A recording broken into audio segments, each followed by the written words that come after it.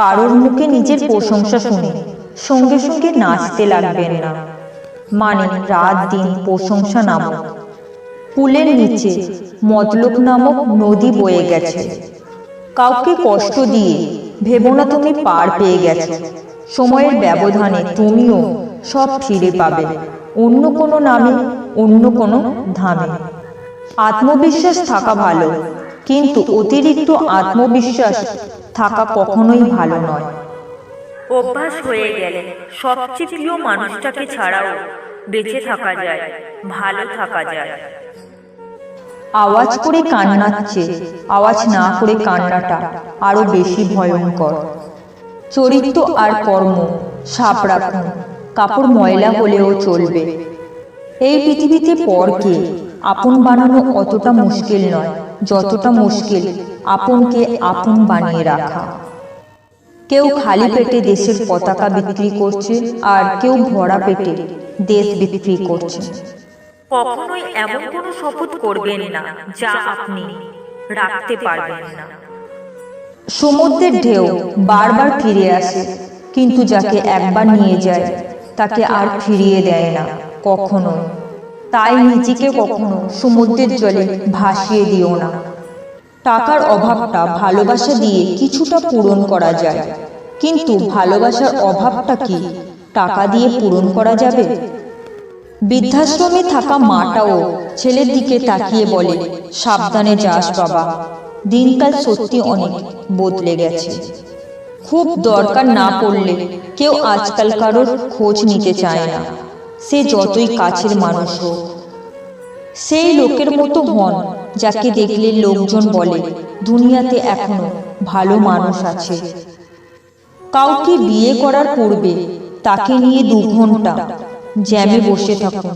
রাগ, ধৈর্য আর মুখের ভাষা সব বোঝা যাবে। কখনো প্রতিশোধের কথা ভেবো না। ইতিহাস সাক্ষী, কেউ যদি বিনা কারণে তোমাকে কষ্ট দেয়, একদিন না একদিন সে নিজে থেকে তার ভুলের শাস্তি সে পাবে, এবং সে অনুতপ্ত হবে।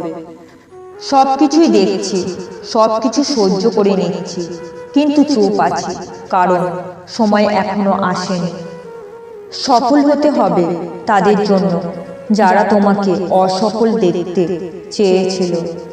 সম্পর্কে তিক্ততা চলে আসলে অপর মানুষটার জন্য যত কিছুই করো না কেন, মানুষটার কাছে তুমি কখনোই আগের মতো হতে পারবে না। হোক না সেটা বন্ধুত্ব, ভালোবাসা অথবা অন্য কোনো সম্পর্ক। ক্ষতস্থানে মলম দিলে ঘাস শুকাইবে, কিন্তু দাগ থেকে যায়। আমি ভালো নেই কথাটা কতজন মুখ ফুটে বলতে পারে? সবাই নিজের কষ্টটা ভিতরে চেপে রাখে, বাইরে হাসি মুখে চলে। তাই এখন মানুষের সব থেকে বড় অস্ত্র হলো মুখের কৃত্রিম হাসি। কারণ বাস্তবে বেশিরভাগ ক্ষেত্রে কেউ ভালো নেই শুনলে লোকজন তাকে মুখে সান্ত্বনা না দিয়ে সেই বিষয়টিকে নিয়ে হাসি ঠাট্টা করে। আসলে দিন দিন মানুষের মধ্যে থেকে সহমর্মিতা বোধ বিষয়টাই বোধ হয় হারিয়ে যাচ্ছে। সৎসঙ্গ, সৎ চিন্তা, এই দুটি জিনিস মানুষকে উন্নত করে। যদি তুমি কাউকে ভালোবাসো, তার মাঝে তোমার অস্তিত্ব খুঁজে পাবে। যদি তুমি কারো প্রেমে পড়ো, তার মাঝে তোমার প্রতিচ্ছবি দেখতে পাবে। আর যদি তুমি কারো মায়ায় পড়ো, তবে সারা জীবনের জন্য মায়ার জালে আটকে পড়বে। জীবনে যা পেয়েছো তা হজম করতে শেখো, কারণ খাবার হজম না হলে রোগ বাড়ে, পয়সা হজম না হলে শৌখিনতা বাড়ে, কথা হজম না হলে কথা বা তর্ক বাড়ে, প্রশংসা হজম না হলে অহংকার বাড়ে, নিন্দা হজম না হলে শত্রুতা বাড়ে, গোপনীয়তা না হজম হলে সংকট বাড়ে, সুখ হজম না হলে পাপ বাড়ে, দুঃখ হজম না হলে হতাশা বাড়ে।